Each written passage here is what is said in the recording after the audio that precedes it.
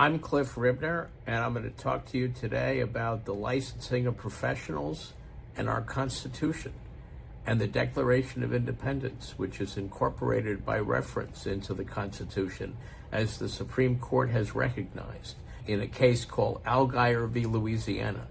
They recognized that the rights that the founders were fighting for in the Revolution are natural rights, and they are our rights. And in the 14th Amendment to the Constitution, they were explicitly included as part of our legacy. And when the state governments or the federal government violate those rights, they're violating precisely the rights that our founders shed their blood for in the terribly bloody American Revolution. And Thomas Jefferson was the author of the Declaration of Independence. And in it, he used the words that they were fighting for of life, liberty, and the pursuit of happiness. That was a remarkable thing for him to do. When he was doing that, he was specifically invoking the Second Book of Government by John Locke. In the Second Treatise of Government, John Locke talks about life, liberty, and property. That's the formulation, the language formulation that he used for the natural rights of man. And Thomas Jefferson expanded that to say the life, liberty, and the pursuit of happiness. And what he meant by that, and of course all the founders, Jefferson was the one who wrote the Declaration of Independence, but the founders all agreed to it. He was the literary author of it. Truly a great man, and absolutely brilliant. And what he meant by that was that the property, the reason why property rights are so important is of the foundation of all other rights. And what the founders meant at that time was that the pursuit of happiness included rights to property and the right to freedom of contract. And what was really involved in the pursuit of happiness, it wasn't some hedonistic thing they were talking about. They weren't saying, well, we're free to smoke pot. That wasn't what they were talking about at all. They were talking about freedom to pursue your profession or your trade or business. That's what people engage in a free market, to make money, but also to provide goods and services to other people. And when he was saying the pursuit of happiness, he was expanding on what John Locke really meant, because John Locke meant that also. Leftists, liberals of all kinds, have always sneered at what they call economic rights. They're saying, oh, well, you don't really have any economic rights. That's what they reduce it to. And that's how they justify having all of these federal administrative agencies which intrude on people's freedom, on businesses. Basically, the Supreme Court has been claiming that the constitutional justification for every single one of those federal administrative agencies, every single one, rests on one clause and one clause alone in the Constitution, and that's the Interstate Commerce Clause, simply because it uses the word commerce. But in that clause, they weren't saying that the government has the power to regulate business.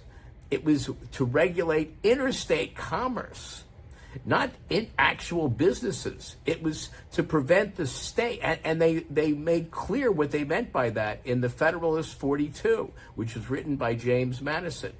And in the Federalist 42, James Madison is very clear that the reason that clause was put in there was because under the Articles of Confederation, which had preceded the Constitution as sort of the treaty that the states, the previous 13 colonies, which were then the 13 states,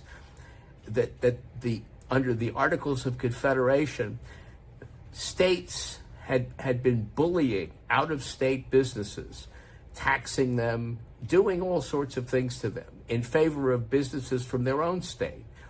And and he made very clear that the whole purpose of that clause was to give the federal government a power to supervise the states and to prevent the states from harming out-of-state businesses. That's the purpose for that clause. And it's in the same clause where it says that the federal government shall have the power to regulate business with foreign countries and with Indians. They weren't saying that the federal government would have the power to impose a dictatorship over foreign citizens, but over the trade with foreign businesses. That's what they meant by commerce. They meant trade. And they were talking about trading among the states and trading with the Indians and trading with foreign governments. And that clause has been they put it, the Supreme Court has put a Marxist reading on it. Simply because the word commerce is in there, they've been pretending that permits the federal government basically to do anything it wants with anything that's commerce. And of course, commerce is anytime any two people engage in any contractual activity or even talk to each other. That's a form of commerce. So it's totally insane to think that in a document dedicated to individual liberty, the founders wanted that clause to give the federal government absolute power to do anything it wanted to the citizens, simply because they called it commerce. That wasn't what that clause was all about. Anyway, the licensing of professionals is something which every state engages in.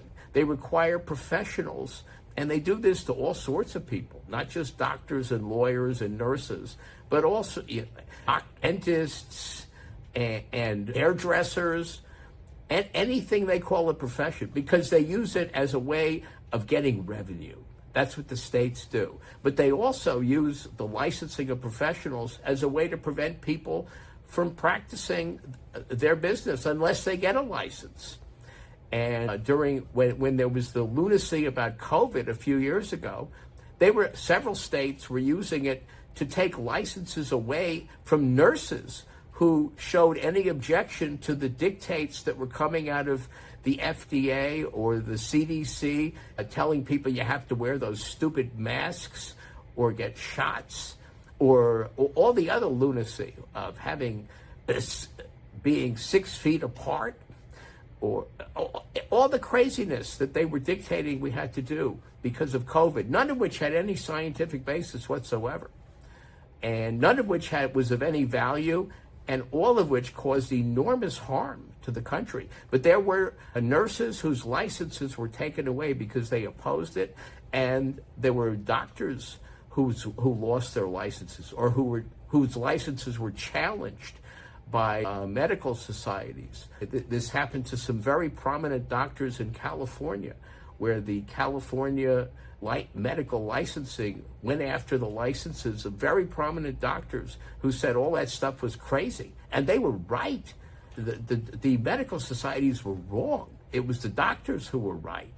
But anyway, the government shouldn't have any power to be licensing professionals at all under the Constitution. And there's two reasons for that. One is that because you should have the right to pursue happiness, and that's what's involved in choosing your profession. At the time the country was founded, by the way, most of the people who were involved in signing the Declaration of Independence were lawyers, but they weren't licensed by the government. There were no licenses for lawyers. Lawyers didn't have to be licensed then. That was something that happened during the 19th century, where the so-called learned professions decided they were going to limit membership in them, and they were going to dictate who gets to be within their profession. Anyway, it's sold to the public on the basis that, well, it's going to protect people from unscrupulous practitioners. It doesn't do that. And anyway, having the government involved doesn't do that. The profession itself could regulate itself. That would be something else. And all they could do is simply, if someone wasn't qualified, they could tell people. And then people could make up their own mind if they wanted to use that person as a doctor or a lawyer or a hairdresser or anything else. But freedom to pursue happiness is one of the basic freedoms, the natural right that our founders fought the revolution for. And for that reason, and for another one, which I'm about to tell you about, the licensing of professionals is completely unconstitutional. But there's a second reason. As part of, in the Constitution itself, there's one individual liberty and one individual liberty alone that's in the original Constitution before the Bill of Rights. Bill of Rights had all that stuff about freedom of speech, freedom of religion, but those were in amendments to the Constitution. Right to bear arms. It's wonderful that they're there, and Thomas Jefferson insisted that they be there to make sure that the federal government didn't infringe on any of those things.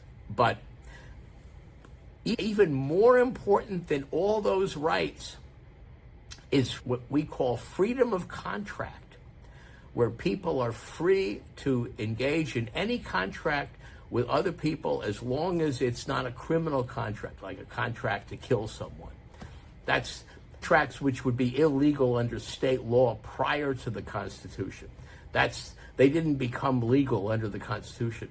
But all contracts that were enforceable prior to the Constitution should remain enforceable.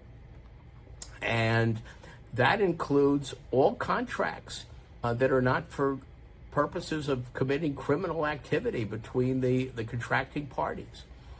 And that's what happens when you hire someone to do something for you professionally. And that's why these are very important rights. And that's why it's despicable that all the states have enacted all these licensing of professionals, which clearly violate the Constitution. And it also shows that all of those federal administrative agencies whose constitutional justification is based on the fact that they regulate business. All of those things. The Department of Labor regulating employment contracts between employers and employees. Communists and Marxists of all kinds call employees workers because they don't want to look at employment contracts as being something good. But in fact, in real life, we know how great it is when there are lots of jobs available and employers hire employees. That's just an example of how terrible it is that the federal government has been permitted to create all of these agencies regulating businesses, and that's the justification for it. That the Constitution has the Interstate Commerce Clause, under which the federal government is given the power to regulate interstate commerce or interstate trade.